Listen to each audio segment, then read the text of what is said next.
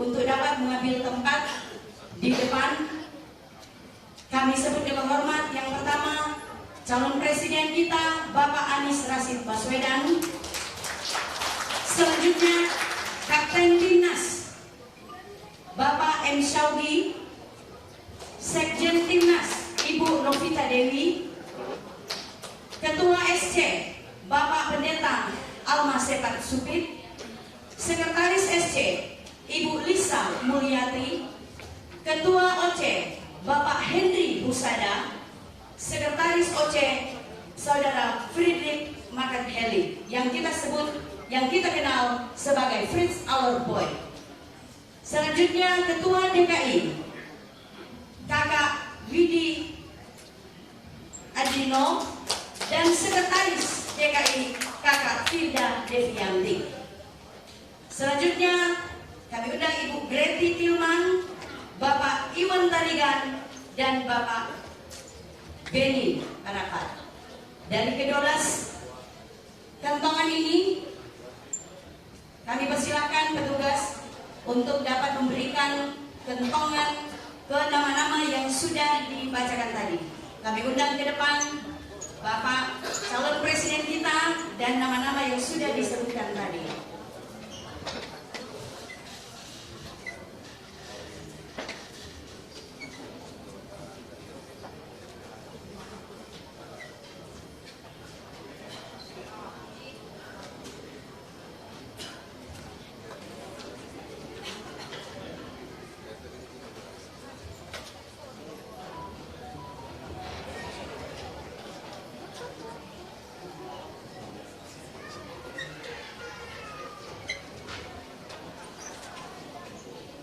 Pencanangan ini akan dituntut oleh Bapak Pendeta.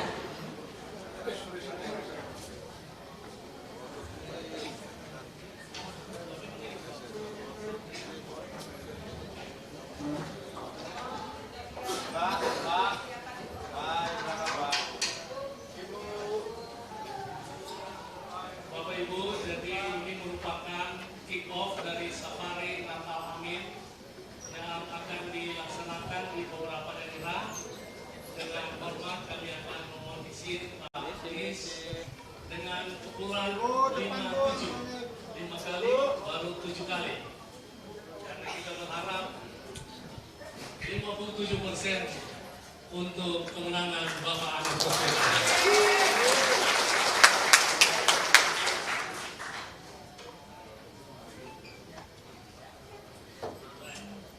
Bolehkah kita bangkit berdiri bersama-sama?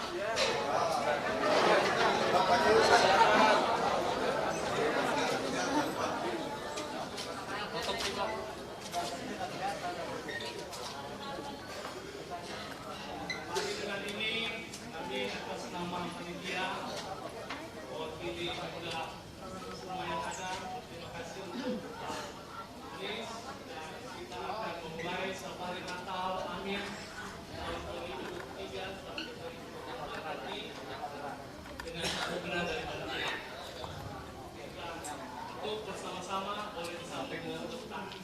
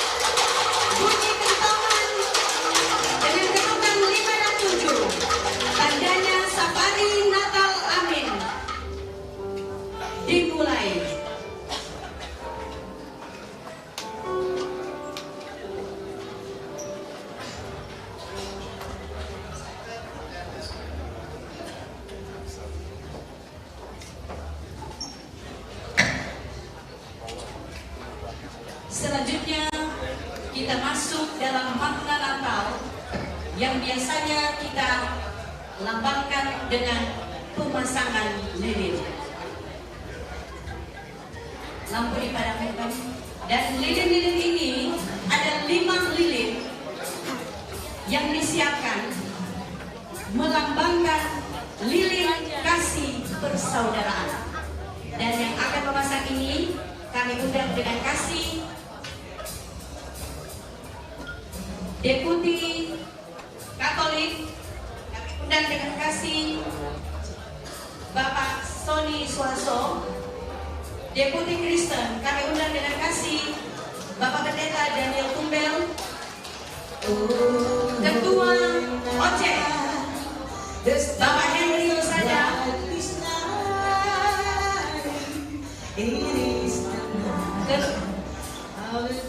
Ketua SC Bapak Pendeta Stefan Supin. Dan selanjutnya kami undang dengan kasih Kapten kita, Kapten Timnas Bapak M. Sawi. Dalam pemasangan kasih persaudaraan ini, dengan tidak mengurangi rasa hormat, akan disaksikan oleh calon presiden kita, Bapak Anies Baswedan.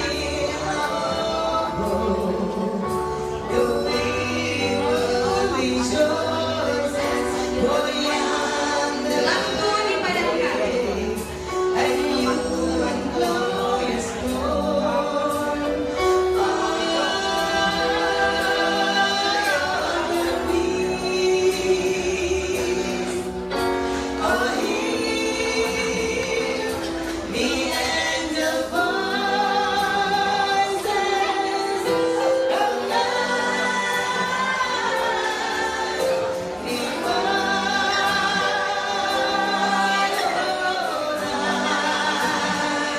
Inilah lilin-lilin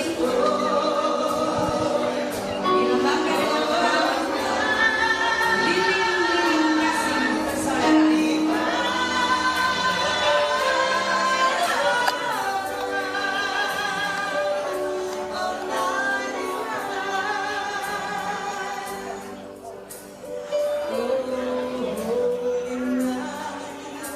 The stars are brightly shining. It is the time of the Savior's glory. Long lay the world in sin and error pining, till He appeared and the soul found its word.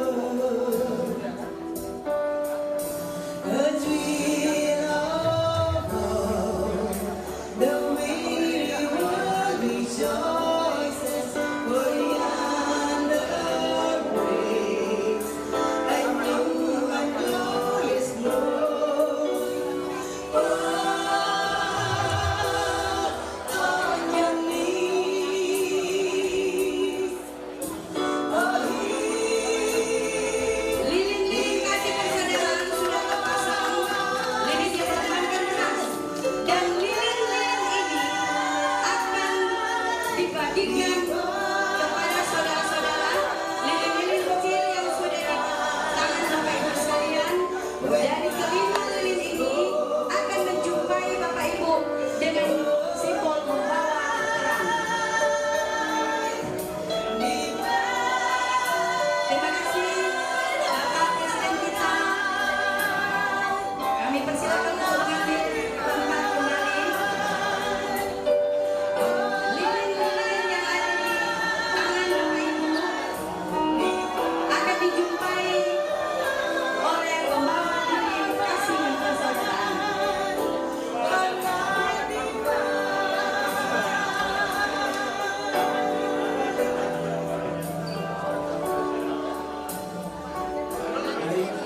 Lilin ini membuktikan bahwa kita cinta perdamaian, kita cinta Palestina, kita cinta Israel, kita cinta perdamaian.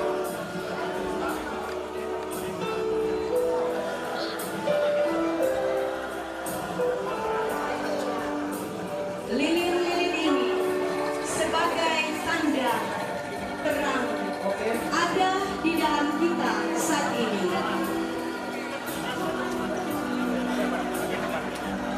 Lampu dinyalakan kembali. Mengingat waktu kita, calon presiden kita akan melanjutkan acara kita yang lain. Oleh karena Mohon maaf untuk foto-foto nanti sebentar supaya durasi acaranya tidak terlalu lama disita dengan foto-foto. lampu dinyalakan karena kita akan melanjutkan acara selanjutnya, yaitu laporan panitia. Kami sebut dengan kasih Bapak Ketua OC, Bapak Henry Husada. Lampu dinyalakan. Bapak-bapak silakan mengambil tempat agar kita harus mulai sebab waktu kita sudah habis. Bapak-bapak silakan duduk kembali calon presiden kami. Silakan duduk. Yang foto-foto mohon maaf agar mengambil tempat karena kita sudah selesai.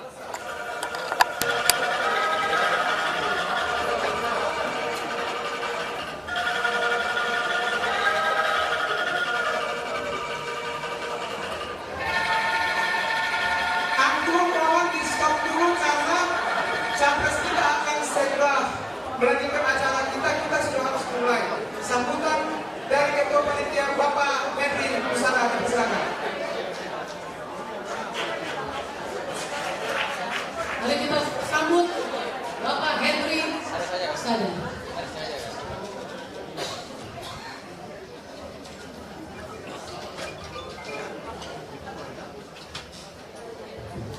Assalamualaikum warahmatullahi wabarakatuh.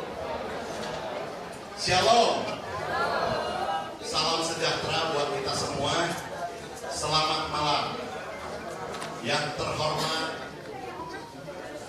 calon Presiden Republik Indonesia 2024 yang sangat saya kagumi dan sangat saya hormati, Bapak Anies Baswedan, dengan yang terhormat dengan Pak Kapten Timnas Pak Syawki, kepada yang terhormat Bapak Menteri Agama,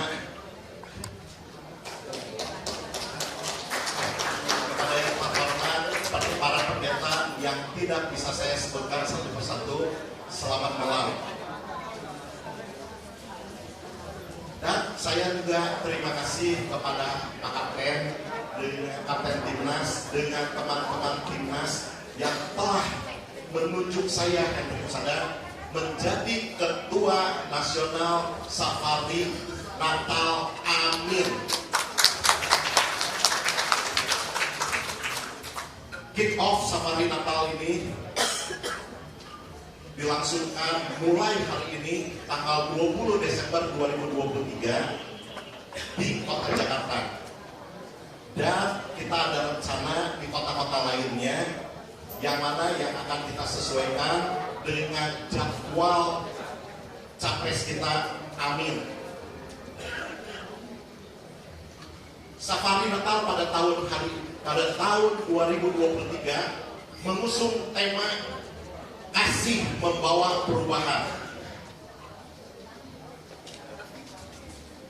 Untuk Bapak, Ibu, saudara-saudara sekalian yang sangat saya hormati dan sangat saya banggakan, tentunya perayaan Natal di tahun 2023 ini bertepatan dengan tahun politik, yang mana tahun politik ini kita harus memilih calon presiden, calon wakil presiden yang diusung oleh masing-masing partai.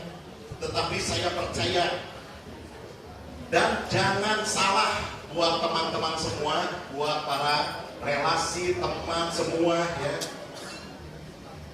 kita kalau mau memilih paslon, capres dan cawapresnya, itu kita harus lihat rekam jejaknya. Dan kita juga harus banyak mendengar prestasinya dan komitmennya. Jangan sampai kita salah memilih karena ada hoax-hoax yang tidak bertanggung jawab. Seperti halnya saya, Henry Husada, saya telah putuskan memilih paslon nomor 1, Bapak Anies Baswedan dan Muhaimin Iskandar. Bapak, Ibu, dalam kesempatan yang sangat berbahagia ini, saya juga ucapkan selamat Hari Natal dan Tahun Baru 2024. Tuhan selalu memberkati Bapak, Ibu, Saudara-saudara sekalian. Biasanya kalau kata sambutan selalu diakhiri dengan pantun. Tetapi mohon maaf, hari ini saya mau mengganti pantun dengan untayan kata-kata yang sangat indah dari kata kasih. K-A-S-I-H. K-nya adalah kasih sayang seorang calon presiden Republik Indonesia 2024. Anies Baswedan namanya.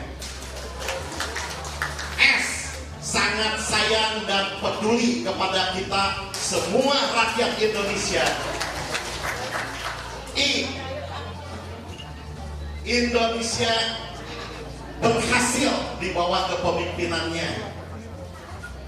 H, hasilnya Indonesia adil dan makmur untuk semua. Amin. Amin.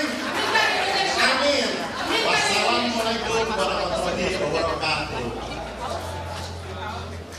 Terima kasih Bapak Henry Hosada atas sambutan dan laporan dari keduanya. Selanjutnya, ini yang kita tunggu-tunggu. Bapak Anies, mohon maaf, kali ini tidak ada sambutan, tapi langsung dengan dialog. Dialog yaitu dua arah. Jemaat bertanya, Bapak merespon. Mungkin bahwa jemaat ingin mengusulkan aspirasi, Bapak merespon. Yang dipandu oleh Bapak Pendeta Semar Subir. Kita tepuk tangan dulu.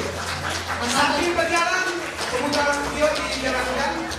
Teman-teman bisa siapkan tempat-tempatnya.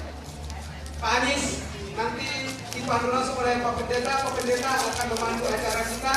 Jadi nanti jemaat akan bertanya seperti desak Anies sudah dilakukan, kami juga melakukan gitu. Waktu dan tempat saya serahkan.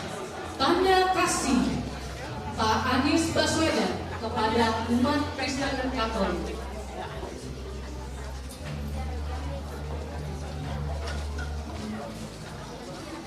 Lima tahun di DKI, Bapak Anies Baswedan memberikan 34 IMB gereja. Anies Baswedan menyerahkan IMB Gereja Katolik Damai Kristus. Pak Anies Baswedan meresmikan gereja GKI Puri Indah. Peletakan batu pertama gereja GBKP Tugu Tanjung Priok. Pak Anies Baswedan menyerahkan IMB Gereja Katolik Kalpari Lubang Buaya. Pak Anies Baswedan meresmikan HKBP Sampler. Tanda kasih Pak Anies Baswedan peletakan batu pertama gereja GBKP Tugu.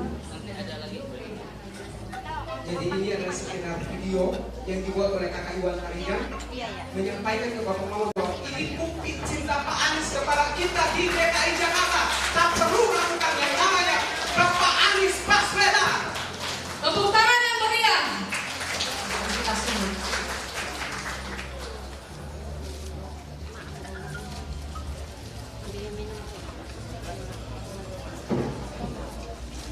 Selanjutnya kita langsung saja sambut Pak Anies untuk berdialog bersama. Jadi tepuk tangan untuk Bapak Anies Baswedan.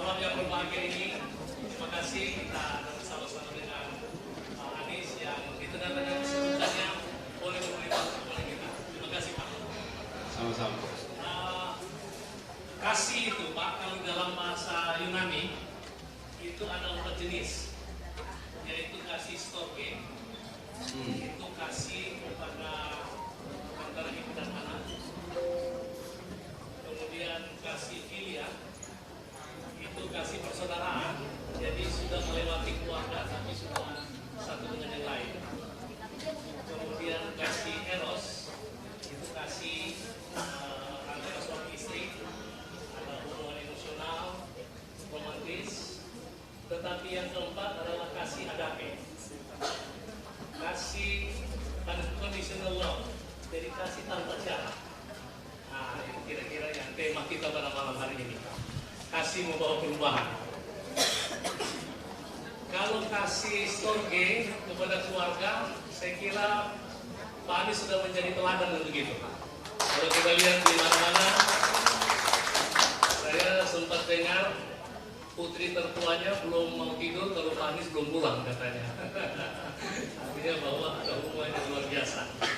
Dan di visi-misi Pak Anies itu, penguatan keluarga itu menjadi salah satu bagian. Kalau kasih persaudaraan, itu juga secara Pak Anies sudah lakukan. Dengan memberikan IMB tanpa melihat suku, bangsa, denominasi, Pak Anies mengasihi semua orang. Nah, itu kira-kira pilihannya. Kasih eros, ya keluarga mereka sangat religius dan harmoni. Kasih keempat ini adalah kasih walaupun Pak Anies, bukan karena. Jadi karena saya mengasihi, kamu saya kasihi. Tapi kasih walaupun, sekalipun engkau membuli saya, engkau menghujat saya, engkau meremehkan saya tetap mengasihi engkau. Nah, ini kira-kira. Dan kasih yang keempat ini juga saya rasa sudah diperhatikan oleh Pak Anies dan kami saksikan selama beliau menjadi gubernur. Itu sebabnya pada sore ini, malam ini, sebelum saya melanjut, mungkin kita mau dengar dulu paparan singkat. Setelah itu saya mau buka kesempatan untuk Bapak Ibu boleh bebas untuk bertanya apa saja, dan kita berharap Pak Anies pasti akan menjawab dengan baik dan kita semua ikut berbahagia. Amin. Boleh kita beri tepuk tangan dulu bersama-sama? Puji Tuhan. Saya persilakan. Mungkin ada. Terima kasih Bapak Pendeta Separ Supit yang saya hormati. Yang saya hormati para pendeta semua yang hadir pada malam hari ini, kemudian para pemuka agama dari berbagai agama juga yang turut diundang di sini. Kemudian yang saya hormati ini adalah Pak Jenderal Fahru Rozi yang menyempatkan hadir, mantan Menteri Agama Republik Indonesia. Selain Pak Kapten, Pak Saugi, juga Ketua Panitia OC yang pasti luar biasa bekerja menyiapkan, Pak Henry Usada, terima kasih, dan seluruh hadirin yang kami muliakan. Ibu Lisa juga di belakang, sahabat sudah di Jakarta kemarin. Pertama saya ingin menyampaikan terima kasih kepada Ibu dan Bapak yang sudah menyiapkan acara ini. Acara safari ketika memasuki Christmas season yang kita sama-sama hadiri sebelum Christmas itu datang, tanggal 25 nanti, sekarang tanggal 5 hari lebih awal. Kemudian yang kedua, saya ingin sampaikan kepada semua rasa syukur bahwa kita tinggal di Jakarta, karena semua yang hadir di sini Jabodetabek, dalam suasana ketenangan, keteduhan yang mudah-mudahan terus kita bisa jaga, bukan hanya di ujung dan di akhir tahun, tapi juga sepanjang tahun di tahun-tahun yang akan datang. Lalu saya merasa bersyukur juga bisa selama kami bertugas di Jakarta bekerja bersama dengan pribadi-pribadi yang luar biasa, termasuk yang menjadi moderator di samping saya ini, Bapak Pendeta Separ Supit, yang kita melewati berbagai macam lika-liku tantangan ketika menjaga kerukunan antar umat beragama di Jakarta. Kita semua tahu, Bapak sekalian, merawat, menjaga itu sesuatu yang tidak tampak heroik. Kalau memadamkan itu kelihatan heroik. Ada api datang memadamkan, wah itu luar biasa. Tapi mencegah tidak muncul api, nah itu nggak kelihatan heroik. Jadi mereka-mereka yang bekerja selama kami bertugas di Jakarta adalah pribadi-pribadi mulia seperti Pak Separ Supit, yang kemudian kita bersama-sama bisa mewujudkan suasana Jakarta yang aman, teduh, damai. Yang pesan ini akan kita bawa untuk seluruh Indonesia ke depan. Jadi Kami bersyukur dan malam hari ini saya merasa bersyukur sekali bisa berjumpa dengan semua. Walau saya tidak mengira kemudian jadi dialog dan ada seperti acara desak Anies lagi. Kemana-mana saya didesak-desak terus ini. Tapi justru menurut saya inilah yang harus dibangun. Sebagai salah satu yang diberikan kepercayaan untuk menjadi calon, maka harus bersedia untuk berdialog dengan siapa saja yang memiliki kecintaan pada Indonesia, yang ingin menanyakan apa yang akan dikerjakan untuk Indonesia dan apa yang sudah dikerjakan untuk Indonesia. Dan itu adalah menurut hemat kami sikap bertanggung jawab. Kalau kita tidak membuka diri, justru menimbulkan pertanyaan, ada apa sehingga harus menutup diri? Kami merasa lebih baik membuka diri, dan ini menjadi kesempatan juga seperti disampaikan Pak Henry Husada tadi, kesempatan untuk sama-sama menunjukkan rekam. Dan saya berkali-kali menyampaikan, ini pesan yang selalu saya sampaikan jauh sebelum saya bertugas sebagai calon. Kami menyampaikan bahwa di dalam masyarakat ada banyak informasi. Ada informasi berdasarkan kenyataan, ada informasi berdasarkan imajinasi. Semuanya menjadi informasi. Jadi saya sampaikan, di dalam negeri yang sangat beragam ini, penting sekali bagi kita untuk selalu bisa menjaga selektif di dalam kita melihat informasi. Kenapa ini saya sampaikan? Ini Mas sekalian. Kecepatan informasi itu tinggi sekali. Kita tinggal di Jakarta. Terjadi sebuah peristiwa di Sulawesi Utara. Terjadi peristiwa di Sulawesi Selatan yang melibatkan antar umat beragama. Cepat sekali kabarnya sampai ke Jakarta. Dan ketika sampai ke sini, kita yang tidak memiliki informasi lengkap bisa mengambil kesimpulan A, B, C, D. Dulu informasi itu lewat pihak ketiga. Pihak ketiga itu siapa namanya? Namanya redaktur media, namanya editor. Fungsinya editor, dia menyaring, dia menseleksi, dia memastikan akurasi, dan dia diikat dengan kode etik jurnalistik. Sehingga ketika kemudian informasi itu tersebar ke seluruh publik, maka dia dipastikan memenuhi standar kode etik jurnalistik. Kita hidup di era di mana citizen itu bisa berbagi informasi secara cepat. Nah, di negeri yang amat beragam dibutuhkan kedewasaan di level apa? Di level individual, karena tidak lagi melewati editor, tidak lagi melewati satu sistem yang menjaga kode etik informasi. Itu sebabnya di tempat yang beragam selalu punya risiko yang lebih tinggi atas peristiwa-peristiwa yang terjadi di sekitar kita. Nah, kami bersyukur bahwa Jakarta 5 tahun kemarin suasananya aman, teduh, damai, karena warganya pun menjaga suasana aman, tenang dan damai. Nah, mungkin itu Pak Pendeta Pak Supit sebagai pengantar, dan kita bisa ngobrol lebih jauh lagi. Terima kasih. Silakan. Baik, terima kasih. Saya mau langsung saja, karena saya tahu ada beberapa kerinduan dari Bapak Ibu ingin berdialog langsung dengan Pak Anies Baswedan. Boleh angkat tangan kalau ada yang mau bertanya tentang apa saja. Oke, satu, mungkin 3 orang dulu pertama ya. Ada yang satu, ada yang oke. Bawa dulu mic ke sana. Mungkin sebut nama dan singkat saja supaya jawabannya jadi lebih leluasa.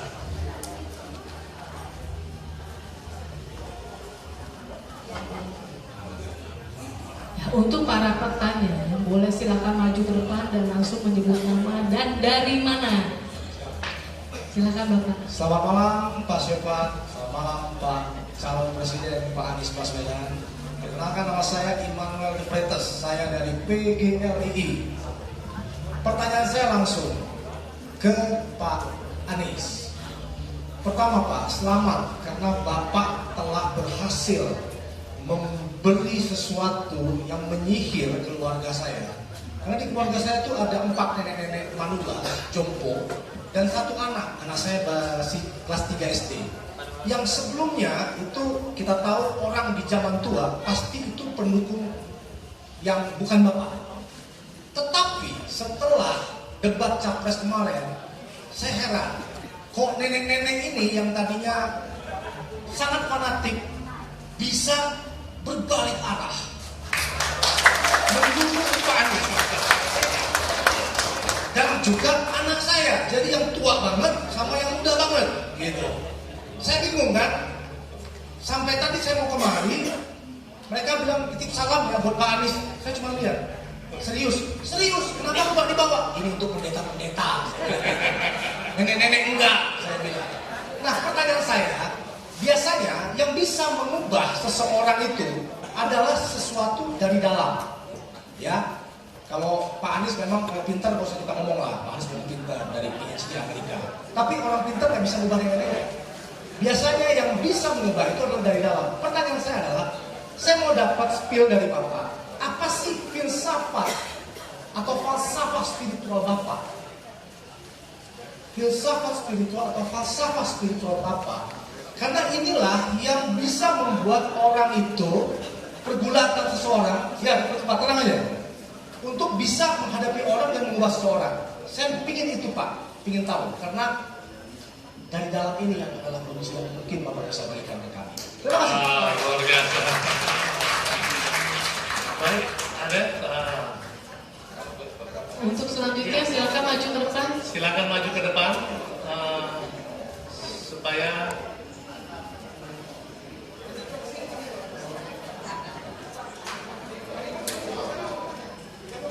Ayo.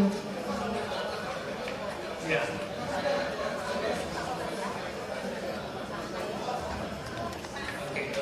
Assalamualaikum warahmatullahi wabarakatuh. Sehat selalu Pak Anies.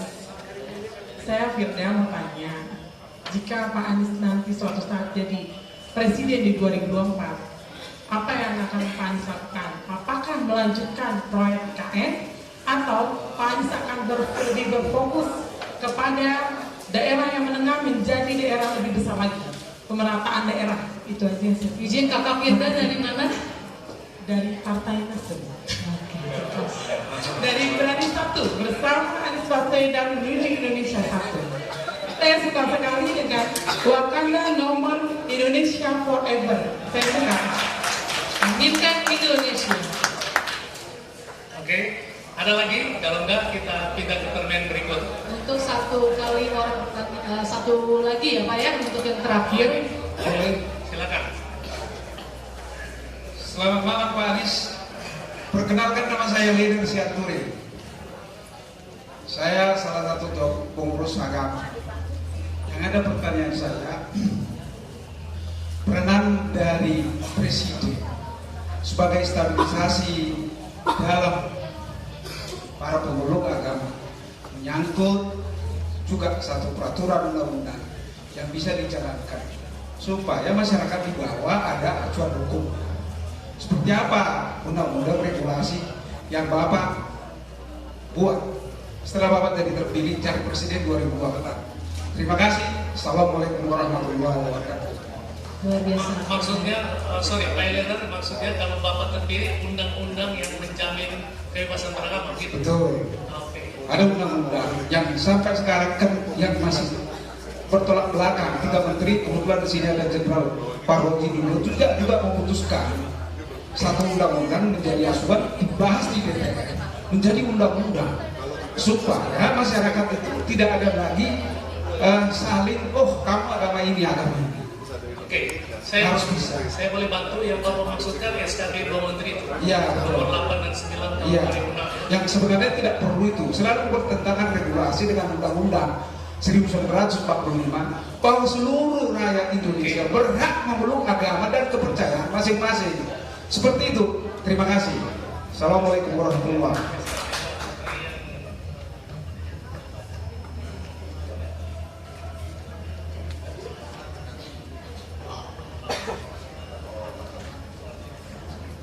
Terima kasih Bapak dan Ibu yang telah memberikan suatu pertanyaan. Baik, saya kira tadi pertanyaan Pak Anies sudah catat, saya tidak perlu komentar. Dan yang kedua sudah. Tiga ini ya. Yang ketiga aja yang saya mau sedikit perjelas, yang dimaksud Pak Eder, Pak Anies izin, yaitu SKB Dua Menteri nomor 9 dan nomor 8 tahun 2006, di mana itu menjadi semacam apa itu dia halangan bisa jadi baik, bisa juga disalahgunakan tentang pendirian rumah ibadah, di mana mesti ada 60 dan 90 itu kadang-kala suka disalahgunakan Pak, untuk kemudian kebebasan beribadah itu kadang-kala dimanfaatkan dengan SKB Dua Menteri itu. Nah, kira-kira nanti dari Pak Anies apa yang akan dilakukan untuk merevisi atau bagaimana, silakan Pak. Baik, terima kasih. Jadi kalau kami melihat dari pengalaman kami di Jakarta, ini pengalaman di Jakarta, tidak ada perubahan regulasi, tapi kita bersyukur sekali. Yang mandek-mandek 30 tahun, 40 tahun bisa selesai dan keluar IMB-nya dan bisa dilaksanakan. Jadi kami melihat yang sangat dibutuhkan kalau dari pengalaman kita, satu adalah bagaimanapun juga komitmen kepala daerah. Kenapa? Karena pada ujungnya seringkali harus berkomunikasi langsung dengan warga itu kepala daerahnya. Nah, banyak kepala daerah menurut saya dalam posisi tidak mau repot dan itu. Saya Pak harus datang langsung ketemu dengan warga dan berhadapan dengan situasi yang kalau bicara dialog itu Pak, dialognya agak hangat-hangat panas gitu Pak. Ya. Sementara kita harus tetap dingin Pak menghadapi itu semua. Nah, tapi saya termasuk man of dialogue Pak. Saya ini orang yang suka berdialog. Jadi saya tidak ada masalah dengan mau diungkapkan dengan sekasar apapun. Itu kan cara Anda. Yang penting substansinya. Dan itulah yang kemudian kami hadapi. Lalu di dalam berkomunikasi, saya sering menyampaikan pengalaman saya sendiri Pak. Saya pernah tinggal di Amerika Serikat, bersekolah di sana, kuliah di sana, dan saya pengurus Masjid Islamic Center di sana. Berkali-kali kalau panitia-panitia itu saya sering ketua panitianya di sana dan mengurusi satu Muslim di sana, yang kedua berinteraksi dengan warga sekitar dan posisi sebagai minoritas di situ. Posisi saya sebagai minoritas di tengah masyarakat yang mayoritas beragama Kristen. Dan yang kita butuhkan pada waktu itu apa? Rasa tenang, rasa nyaman, rasa kebebasan untuk bisa beribadah. Dan ini saya sering sampaikan, apa sulitnya kita memberikan perasaan yang sama kepada semua yang ada di negeri ini. Dan jadi saya melihat Pak, mungkin yang harus kita dorong justru pada eksekusinya Pak, eksekusinya. Karena kita sering sekali Pak, ada masalah kita ubahnya di undang-undang. Sementara undang-undang itu jauh sekali dari lapangan. Sementara di lapangan kita nggak perkuat. Saya beri contoh, adakah petunjuk untuk kepala daerah untuk menyelesaikan dispute IMB? Nggak ada. Adakah konflik resolution expert yang disiapkan untuk menyelesaikan masalah? Tidak ada Pak. Padahal ini semua persoalan di tingkat operasional. Jadi saya membayangkan dari Kementerian Agama, dari kementerian-kementerian yang relevan itu menyiapkan konflik resolution guideline, kemudian menyiapkan konflik resolution expert yang bisa menjadi penengah untuk mencari jalan keluar. Dan ini kami lakukan bukan hanya untuk urusan IMB Pak, urusan penataan kampung. Penataan kampung itu warganya dilibatkan, ahli dilibatkan, kemudian pemerintah dilibatkan, dan yang keempat mediator dilibatkan. Kira-kira begitu ya Pak yang pertama. Kemudian yang kedua, Bu Firda, soal perasaan saya sering sekali tanya IKN ini. Ada yang mau pindah ke Nusantara di sini? Yang ada yang mau pindah kan? Ini pertanyaan ini.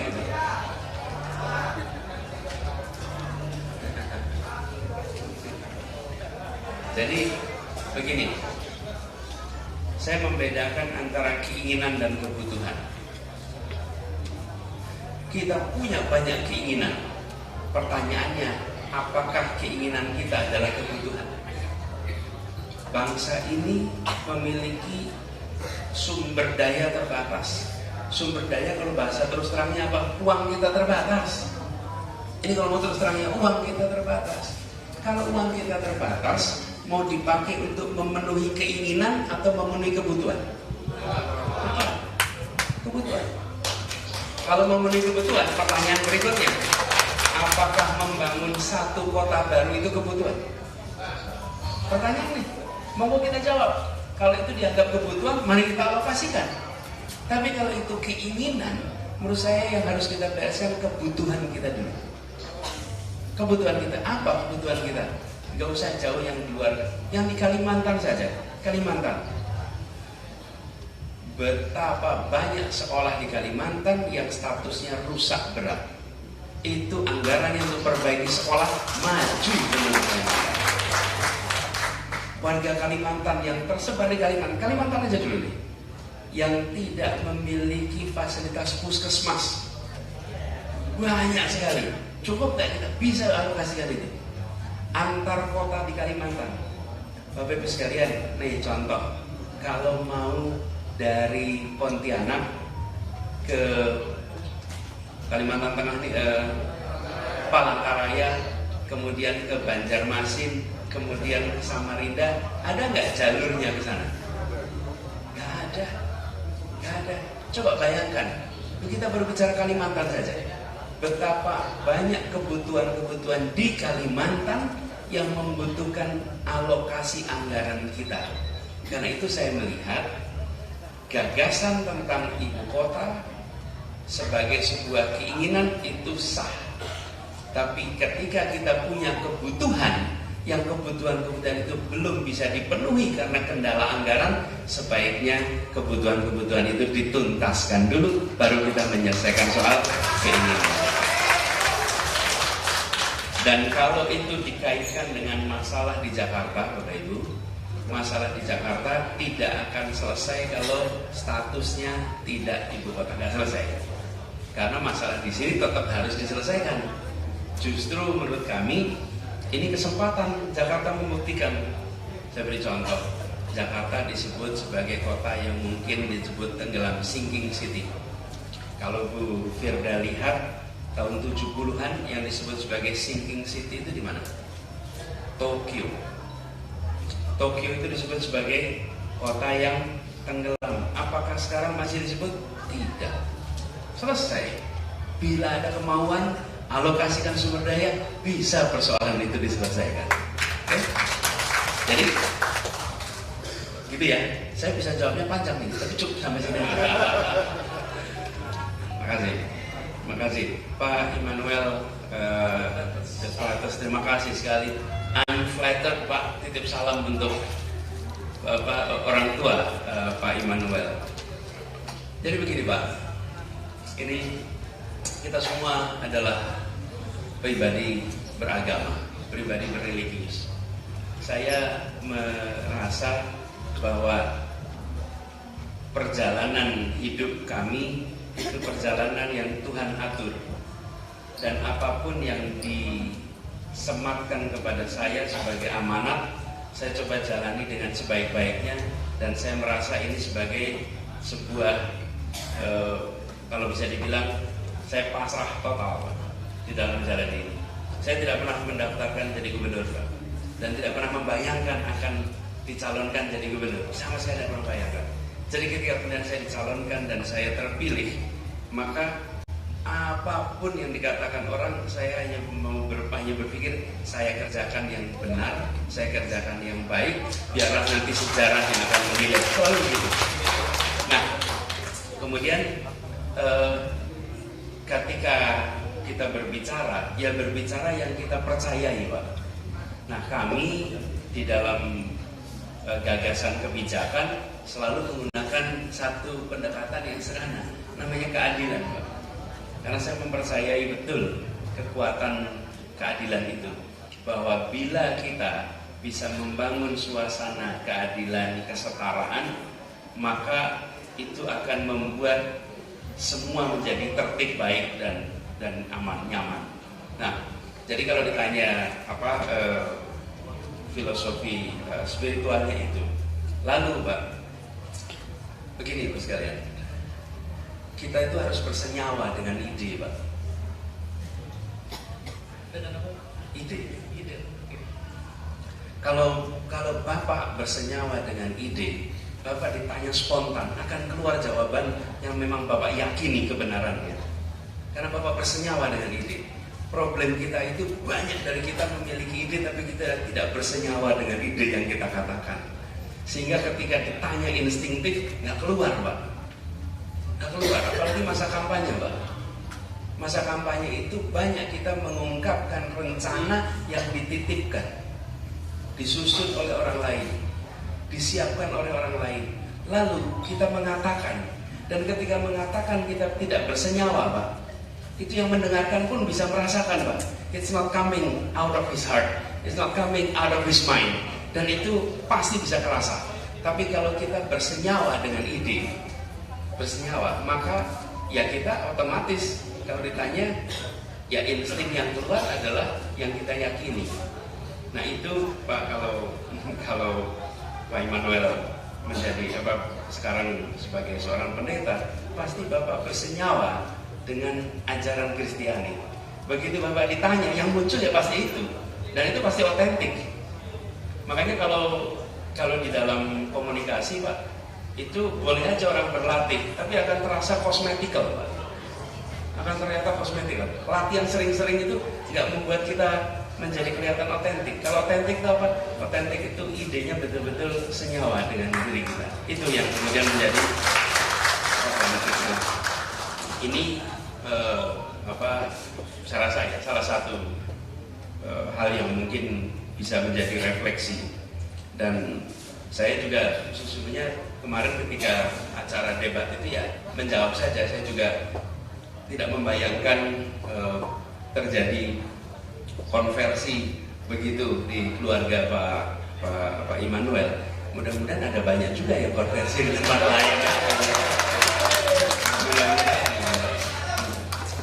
Terima kasih. Mungkin itu aja dulu Pak Immanuel. Terima kasih teman-teman. Luar biasa ya. Jadi ada satu kekuatan inner man kira-kira dari Pak Anies yang bukan hanya kecerdasan tapi mampu merubah orang. Yang tadinya ragu-ragu menjadi lebih yakin lagi. Nah, ini ada satu ketulusan Pak Immanuel yang ada di Pak Anies sebenarnya. Kekuatan dari ketulusan itulah yang mampu untuk merubah. Jadi istilahnya kalau kita bicara dari pengetahuan, sudah pengetahuan, tapi kalau dari hati itu akan kena di hati juga.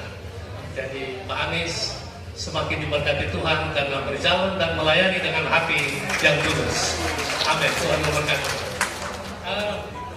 Di sini ada teman dari Gereja Kalpari, Pak Anies di sini. Oh ya. Yang Bapak sempat memberikan izin dan saya sempat ikuti. Saya tahu itu perhubungan itu, tapi lebih baik kalau ada yang dari Kalpari, bolehkah menyampaikan testimoninya sedikit secara singkat? Kami persilakan. Dan kemudian apa harapan dari Gereja Kalpari ke depan?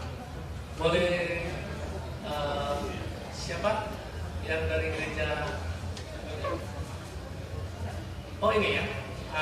Mungkin secara singkat saja apa yang Bapak. Selamat malam, Anies. Ketika Bapak menjabat di DKI, Bapak memberikan semua rumah ibadah dana hibah. Apakah ketika Bapak nanti menjadi presiden di skala nasional akan memberikan dana yang sama, dana hibah untuk rumah ibadah? Terima kasih. Terima kasih Bapak dari Kalpari. Pertanyaannya memang zaman Pak Gubernur Anies Baswedan ada satu kebiasaan yang tidak terjadi pada gubernur-gubernur sebelumnya. Dana ada tetapi sifatnya parsial, kalau kemudian diminta dikasih. Tetapi zaman Pak Anies itu bukan kalau diminta dikasih atau berbentuk sumbangan, tetapi merata didapat oleh semua tempat ibadah, yaitu bantuan operasional tempat ibadah. Dan ini menghadirkan rasa nyaman, kesetaraan kepada semua. Pertanyaan Bapak tadi, kalau saya boleh bantu, kira-kira yang Bapak sudah lakukan di DKI, kalau Tuhan percayakan Bapak dan rakyat memilih jadi presiden, apakah Bapak akan lakukan itu atau bagaimana? Kira-kira begitu ya maksudnya. Mari. Ya, betul. Kita waktu di Jakarta kemarin ada BOTI, bantuan operasional tempat ibadah, dan juga bantuan untuk para pekerja keagamaan. Ya, dua-duanya dapat. Nah, ini bentuk sebenarnya tanggung jawab negara untuk membantu kegiatan-kegiatan keagamaan. Sama filosofinya dengan bantuan operasional sekolah, itu membantu sekolah, dan ini untuk membantu tempat ibadah. Dan ketika itu disusun, kami tidak membayangkan akan ada COVID. Dan ketika terjadi COVID, memang rekening-rekening tempat ibadah itu pada kempes, karena tidak ada kegiatan keagamaan, lalu kemudian otomatis donasi ke tempat ibadah juga berkurang, dan dana itu ternyata dirasakan sangat bermanfaat. Kami berkeinginan Pak untuk bisa melakukan hal yang sama. Nah, yang kita harus takar adalah kapasitas fiskalnya. Tadi kalau saya sampaikan tadi, antara kebutuhan dan keinginan dari Pak. Kebutuhan dan keinginan, kita lihat takdirnya. Bila itu memungkinkan, itu kita kerjakan. Tapi yang tidak kalah penting Pak, dari pengalaman kami, yang sering memberatkan bagi pemeluk umat beragama adalah renovasi tempat ibadah. Karena tempat ibadah terutama yang sudah berumur panjang, itu seringkali sulit bagi umat untuk merenovasinya. Nah, di situ peran negara itu dibutuhkan. Jadi saya melihat di samping soal operasional, justru yang tidak kalah penting adalah membantu untuk biaya renovasi, terutama yang berusia tua, agar tidak rusak dan kemudian hilang begitu saja. Jadi kami berharap bisa, tapi kami itu selalu begini, semuanya dihitung dulu sebelum dijanjikan. Jangan sampai dapat tepuk tangan pas kampanye, kemudian dapat cibiran pas sudah eksekusi.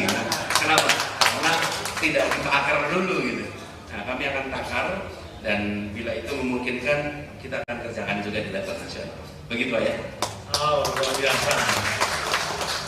Jadi intinya sabar, sedang dihitung, tapi apa yang sudah dilakukan di Jakarta, kalau Tuhan percayakan, akan dilakukan dalam tingkat nasional juga.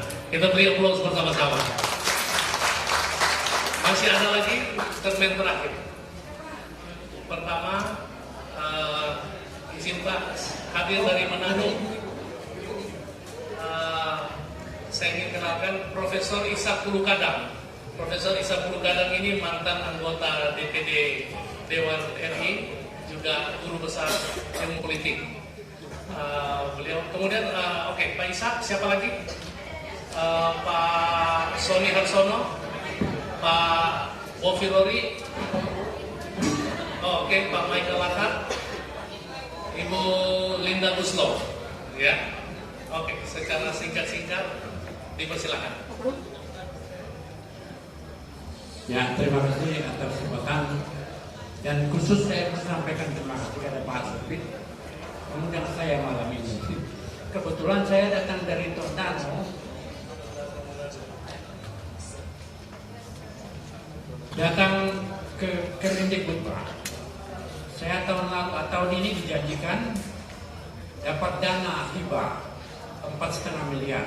Dijanjikan pada akhir tahun, sampai sekarang tidak dapat. Saya tidak tahu faktor apa itu. Kebetulan saya, terus terang saya orang Nasdem saya. Tapi saya sudah mendengarkan harus lewat takol katanya. Harus lewat takol katanya. Tapi perlu saya beritahu kepada Bapak Capres. Dulu waktu Bapak menjadi menteri, saya ingat ada kebijakan tentang PIP. Kalau dulu kan banyak yang dapat, tapi sekarang saya tahun ini hanya dapat 3 orang. Nah, kira-kira kalau Bapak menjadi presiden lagi, bagaimana pemberian PIP ini kepada siswa-siswa? Program program Indonesia Pintar. Ya, program Indonesia Pintar. Lalu yang paling menyakitkan saya adalah ketika ada kebijakan pemerintah merekrut guru-guru honorer di sekolah-sekolah swasta, maka lewat P3K, ya, lewat P3K, di yayasan saya ada 5 orang yang direkrut dan menjadi guru P3K, tapi tidak ditempatkan lagi di yayasan saya.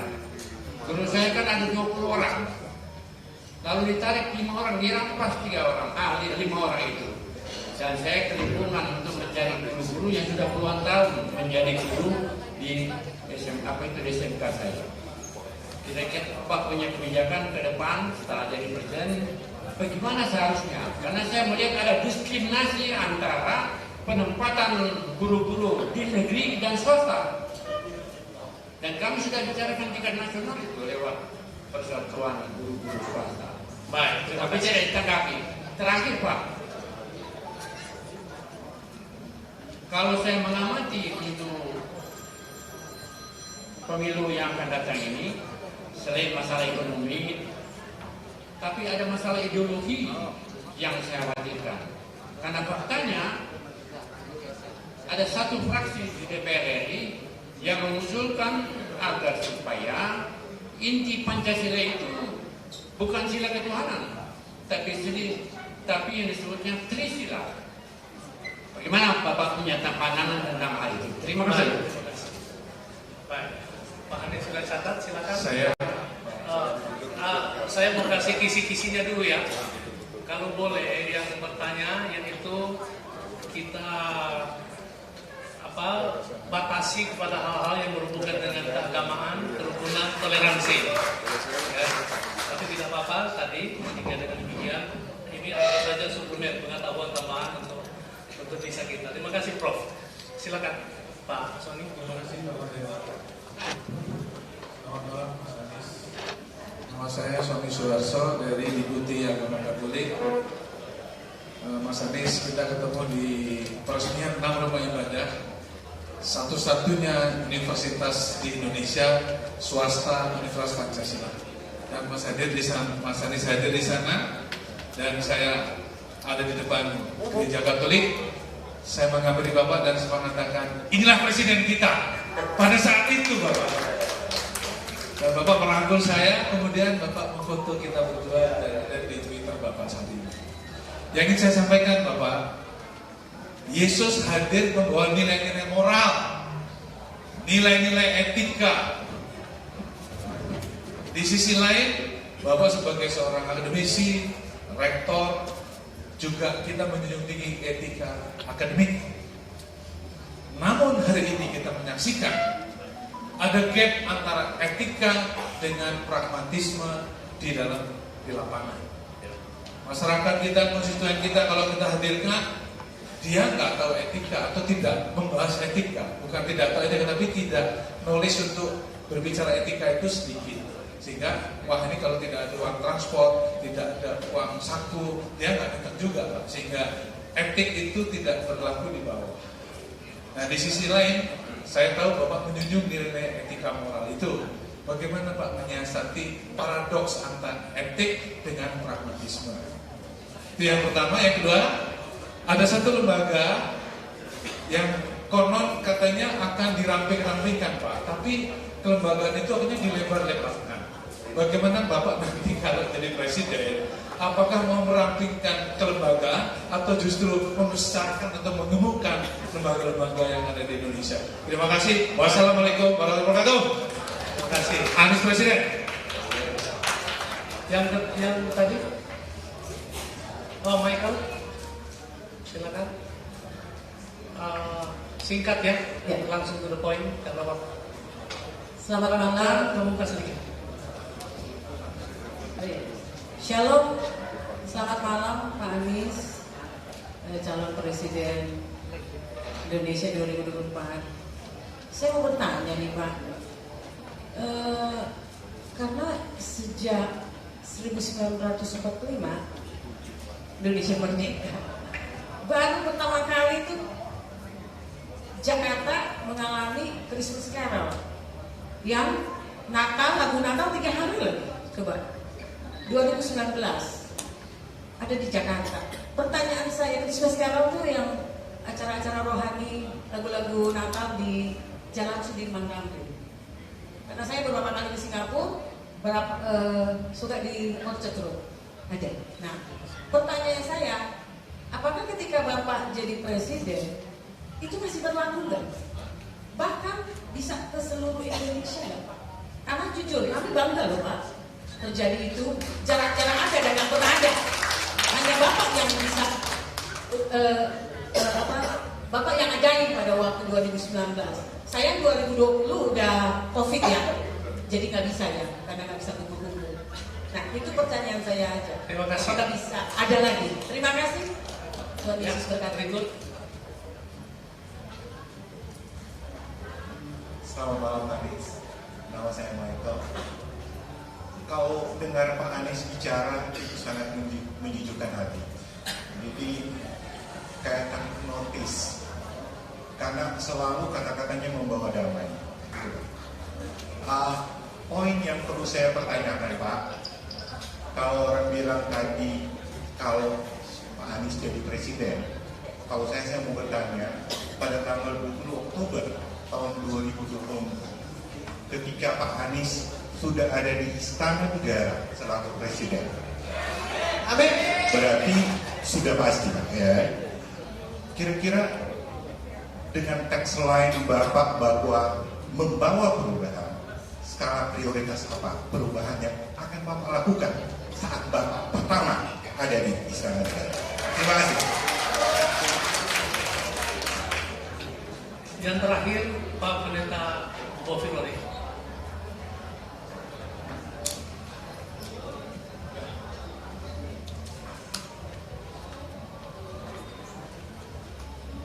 Baik.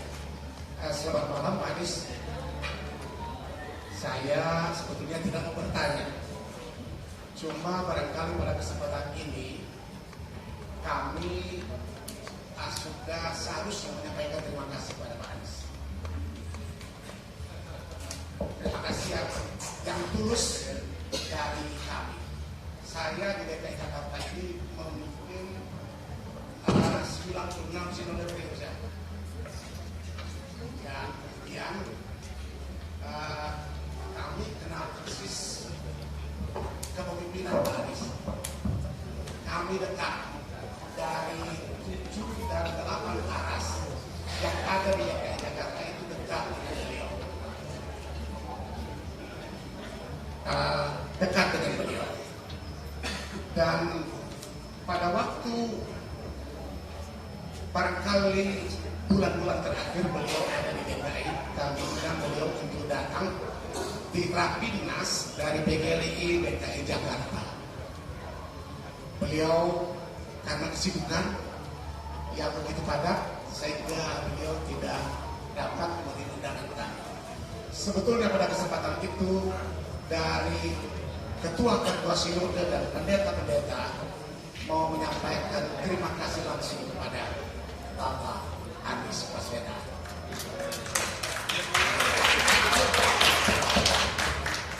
Itulah sebabnya kami datang di sini ada kurang lebih 40 dari kepengurusan PGLI DKI Jakarta hadir Pak. Pada kesempatan ini sekali lagi kami menyampaikan terima kasih. Saya sudah 2 kali jadi koordinator BOTI, koordinator penyaluran dana hibah BOTI 2021 dan yang sekarang sedang berjalan 2023. Dari apa yang Bapak sudah berikan kepada gereja-gereja, ini sangat-sangat membantu. Sangat membantu. Pada masa COVID, ada pendeta-pendeta yang datang kepada kami sambil menangis, kemudian mengatakan terima kasih Bapak. Oleh karena kami mendapat uluran tangan dari pemerintah DKI Jakarta di bawah pimpinan dari Pak Anies. 1.309 gereja mendapat bantuan sampai hari ini dan sedang berproses. Yang keempatnya, sekali lagi, dari hati yang paling dalam ini mau menyampaikan sekali lagi terima kasih buat Pak Anies, terasa presiden. Kami akan terus mendukung Pak Anies karena kami percaya bahwa itu punya kekuatan yang sangat luar biasa kuatnya. Kami berkontribusi untuk mendukung dan mendoakan Pak Anies agar Tuhan berkenankan menjadi presiden.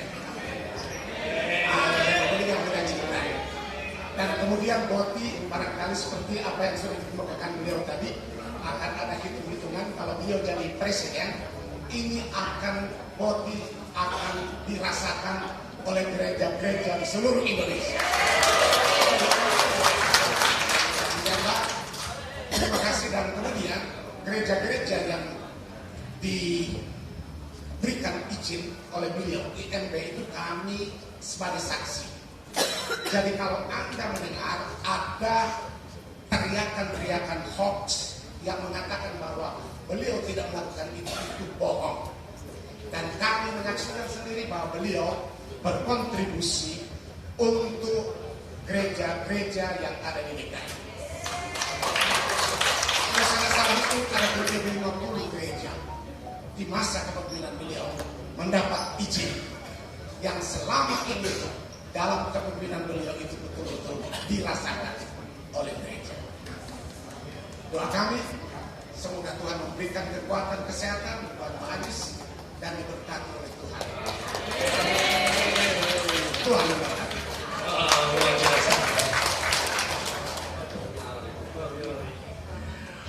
Boti diberikan dengan bertahap. Pertama yang dapat adalah operasional gereja, kemudian marbot ya, atau pekerja gereja. Tahun berikut tambah lagi yang dapatnya guru sekolah minggu.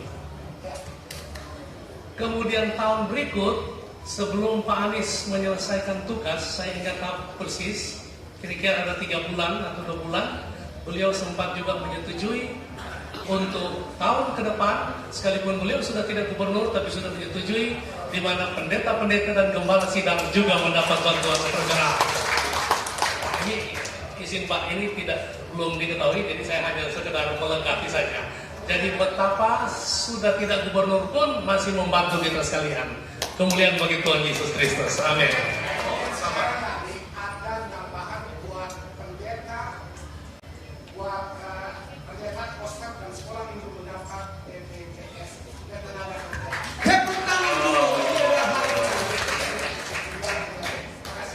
Jadi biarlah ini berita-berita benar dan baik. Marilah kita teruskan ini kepada jemaat kita, kepada orang-orang lain, bahwa tidak benar yang lain, bahwa yang benar adalah yang kita saksikan malam hari ini. Kami persilakan Pak Anies akan menanggapi.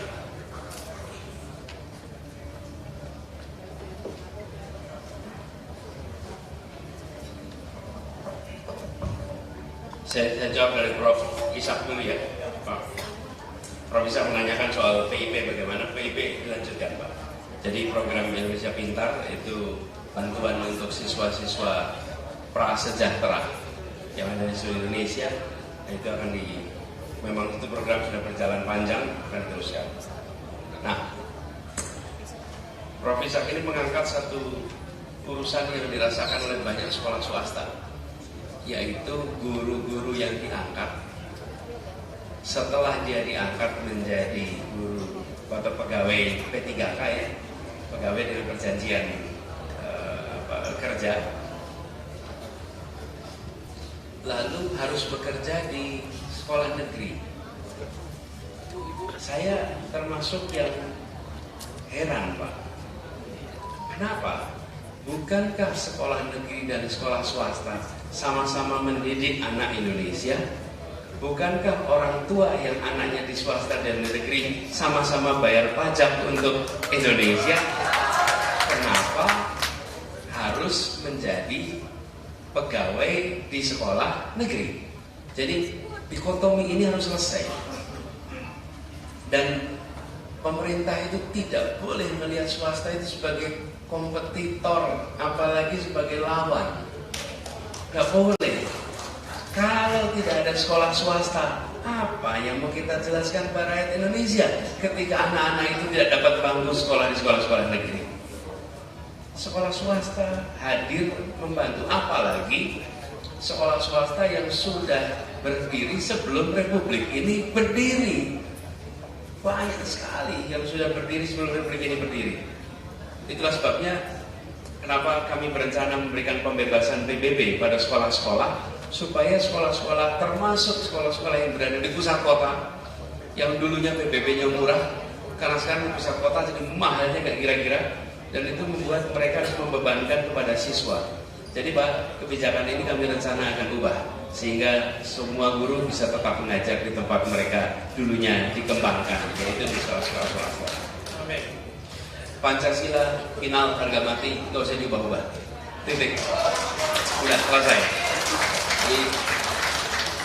Jadi saya rasa ini dialog apa ya, akademik itu ya biarkan para akademisi, tapi jangan masuk di wilayah publik. Dan saya rasa final sudah 5 sila, titik, nggak perlu diskusi lebih jauh Pak. Kemudian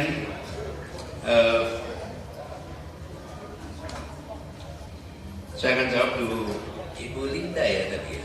Iya. Ya di sini. Ibu Linda. Linda Guslo. Linda Guslo. Ya, memang begini. Saya melihat wilayah publik itu wilayah yang boleh digunakan secara setara oleh warga negara. Jadi ketika menyongsong hari besar sebuah agama, maka pemeluk agama itu bisa menggunakan ruang publik untuk menyongsong hari besarnya, bukan hanya di wilayah private. Dan ini berlaku untuk semua. Jadi bila Ibu tadi menceritakan Christmas Carol di 2019 kita mulai. Di 2018 umat Islam merasakan yang sama, karena sebelumnya nggak bisa takbiran keliling. Dan bagi pemeluk agama Islam mau lebaran nggak bisa takbiran keliling itu kayak nggak lebaran. Betul nggak tuh? Lebaran. Jadi saya sampaikan ini untuk semua. Ketika menjelang hari besar Nyepi Hindu itu ada ogoh-ogoh. Dan ogoh-ogoh diberikan tempat juga di Jakarta, sehingga umat Hindu merasa inilah rumah kami juga. Jadi kesetaraan itu untuk semua agama, sehingga semua merasa wilayah publik ini wilayah kami, bukan hanya wilayah 1-2 kelompok agama saja. Dan prinsip itu yang harus diterapkan. Dan wilayah publik tidak hanya Jakarta, wilayah publik ada di seluruh Indonesia. Jadi itu yang harus bisa kita tegakkan sama-sama. Nah, jadi prinsip ini sekalian yang perlu kita pegang. Kemudian Pak Michael tentang apa prioritas utama? Ya, Pak Michael. Begini, nomor 1 Pak, untuk dalam pemerintahan perintah tegas. 1, hentikan konflik of interest. Semua pejabat yang memiliki konflik of interest selesai di situ. Yang kedua, kembalikan prinsip meritokrasi di dalam promosi jabatan sipil, militer, polisi, dan semuanya. Kembalikan. Apa artinya meritokrasi itu? Yang berprestasi yang dapat posisi. Itulah meritokrasi. Karena tanpa ada meritokrasi yang rugi negeri ini. Jadi dan itu bukan hanya sipil, tapi juga TNI, juga polisi, meritokrasi. Lalu semua cabang olahraga, semua cabang prestasi gunakan prinsip meritokrasi. Karena meritokrasi itu, jadi kami membayangkan meritokrasi menjadi gerakan nasional. Bapak Ibu sekalian, pernah dengar kita juara panjat tebing. 1 orang. Pernah dengar juara dunia nih? Menang Olimpiade Science 1 orang. Olimpiade Science. Ini semua jenis sport itu tidak bisa pakai orang dalam, Bapak Ibu. Tidak bisa. Bapak mau kirim anaknya ikut Olimpiade, harus betul-betul anak itu menang Olimpiade, betul-betul jago matematika, betul-betul jago fisika. Tidak bisa di titik-titikkan itu. Tapi kalau kita kompromi meritokrasi, maka negeri ini rusak. Itu yang terkait internal. Yang terkait di eksternal, maka tim reformasi tata niaga kebutuhan pangan di Indonesia, karena harga kebutuhan pangan yang luar biasa mahal. Itu salah satu hal awal Pak Michael yang ingin kita lakukan.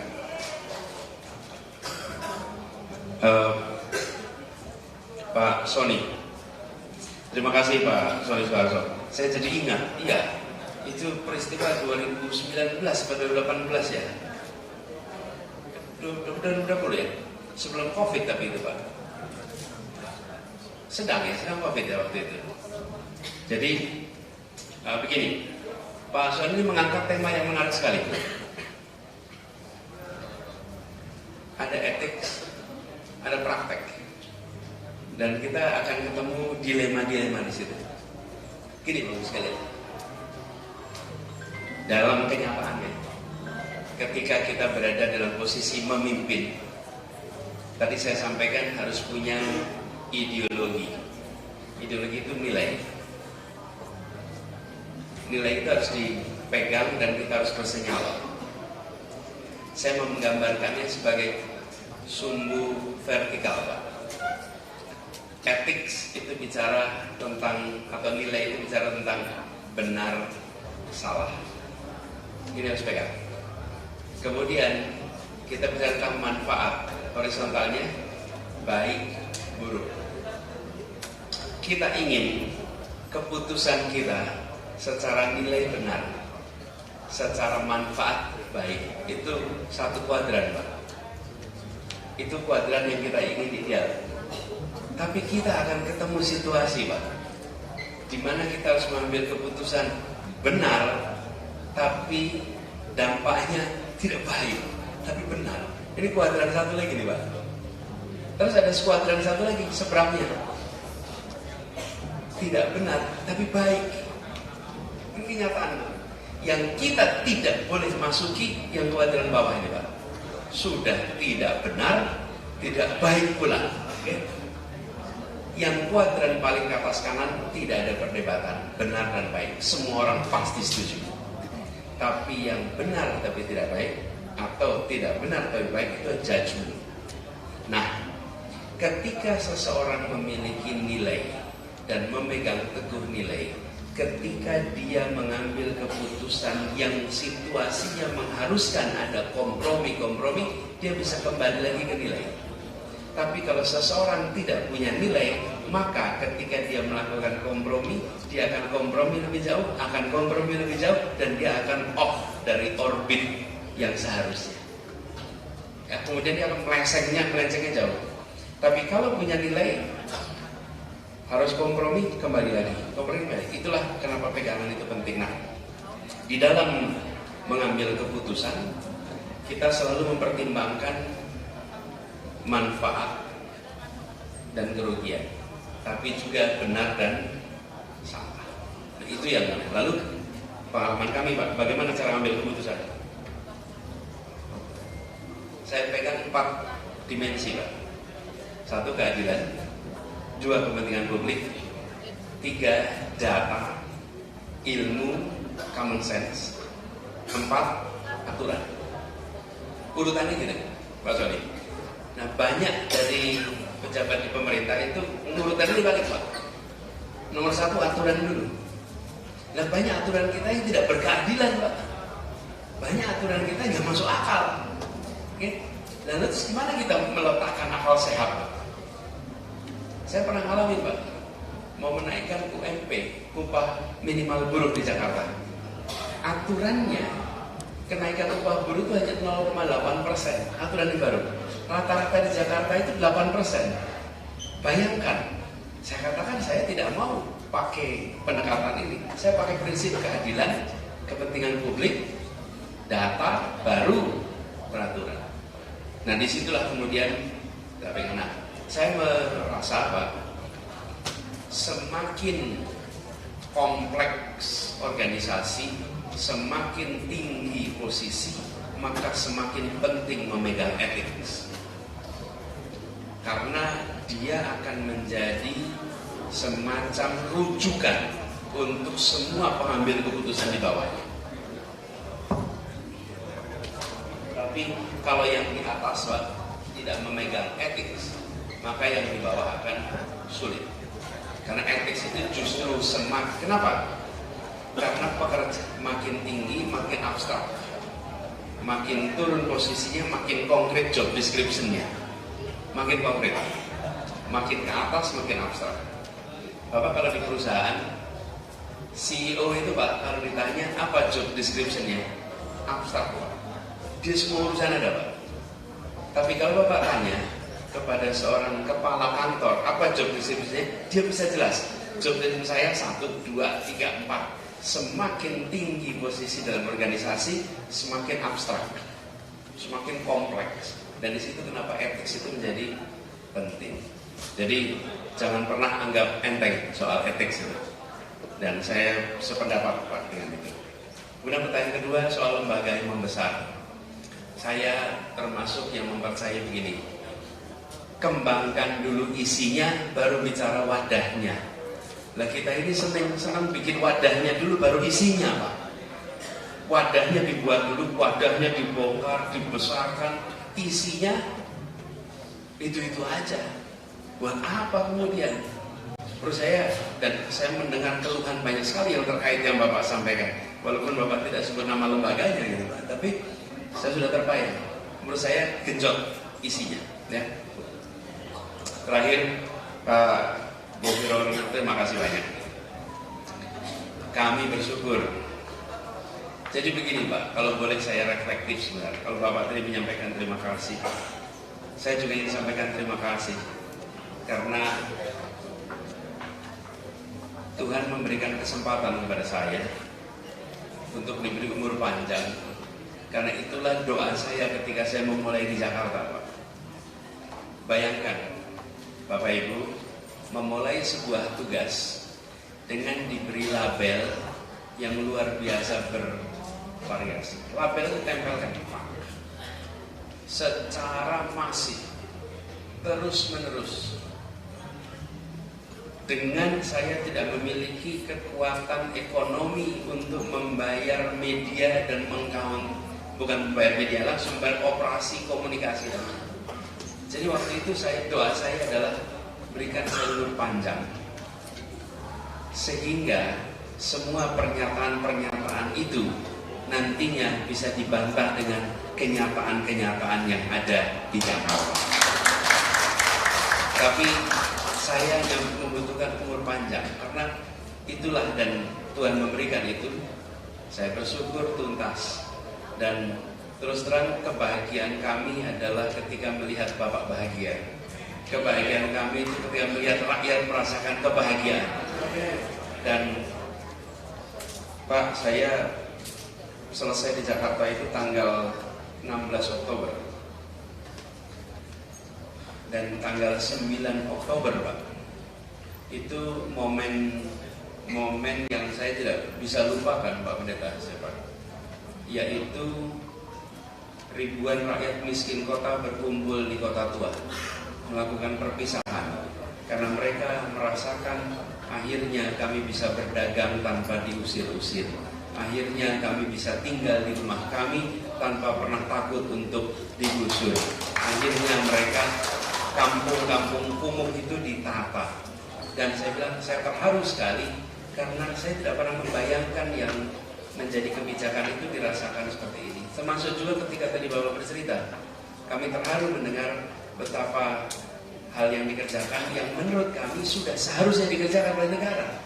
Dan kemudian tadi Bapak sampaikan, jadi kalau boleh saya berharap, kami berharap agar kabarkan kenyataan sesuai dengan apa adanya kepada seluruh warga di Indonesia, sehingga tidak kemudian menilai berdasarkan imajinasi yang bahasa sopannya, kalau bahasa kurang sopannya hoax, tetapi menilai berdasarkan kenyataan.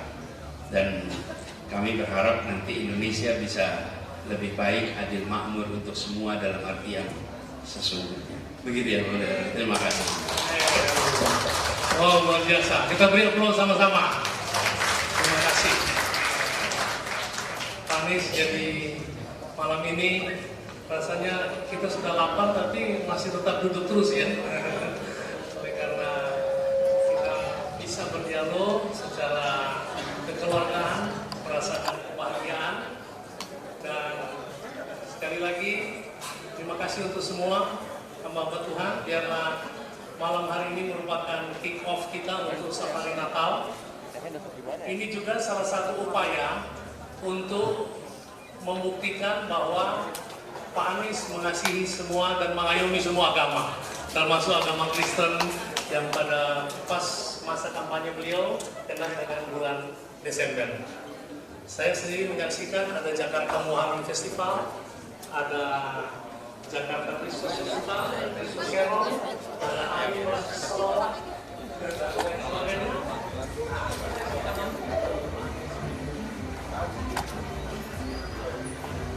Sini aja nggak sih? Ada sana.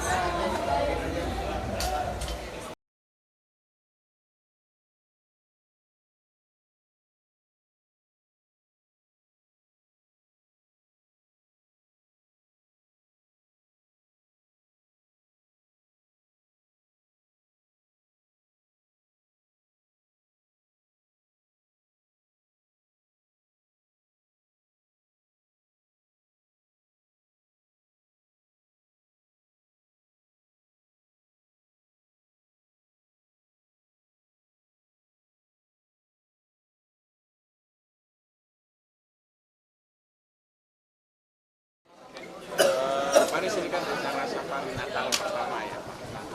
Apa sih yang udah capai dan gimana sih? Tadi malam kita bersama-sama bertemu dengan umat Kristiani di Jakarta, dan kemudian acaranya tadi ada dialog terbuka tentang banyak hal. Teman-teman juga berada di ruangan tadi.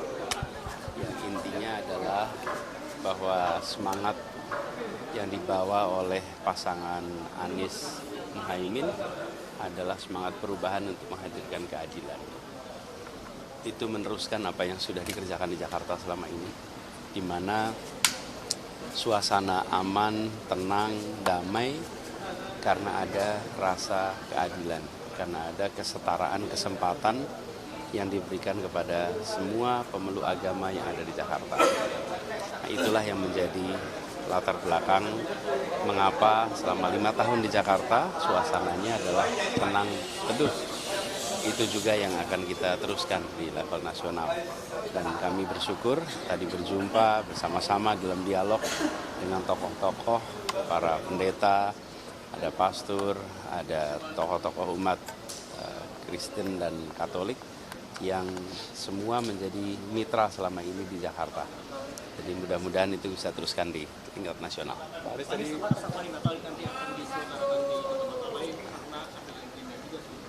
ya, ada nanti Pak Pendeta Supit sebagai steering committee dan Pak Henry sebagai organizing committee yang akan mengaturnya.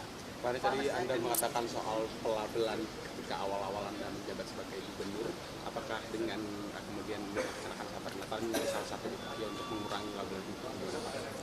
Saya meyakini bahwa kenyataan akan berbicara jauh lebih kuat daripada pernyataan. Pak Anies soal isu lain, Pak Anies kemarin kan Pak JK udah resmi mendukung Pak Anies dan juga Gus Imin, ini akankah menguatkan elektabilitas Pak Anies atau menguatkan? Ini adalah sebuah kepercayaan dan Pak JK adalah seorang yang memiliki pengalaman amat luas di bidang pemerintahan, di bidang perekonomian, di bidang usaha, sehingga beliau memiliki jam terbang yang luar biasa. Jadi kami merasa sangat terhormat bahwa mendapatkan dukungan dari Pak JK, dan dukungan ini menguatkan pesan kami bahwa kami ini serius menjalani amanat sebagai calon presiden, calon wakil presiden.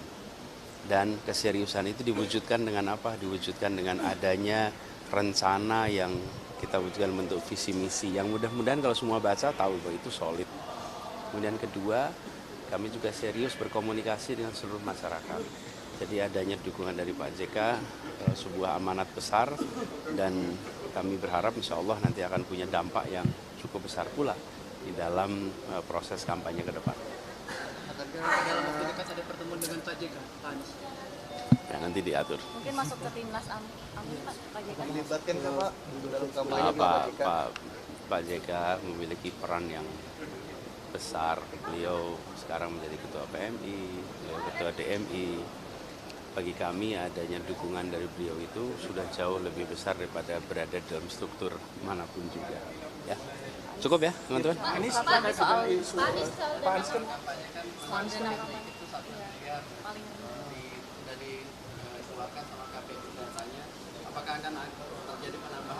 mudah-mudahan ini memang di mana-mana teman-teman bergerak patungan betul-betul iuran di mana-mana.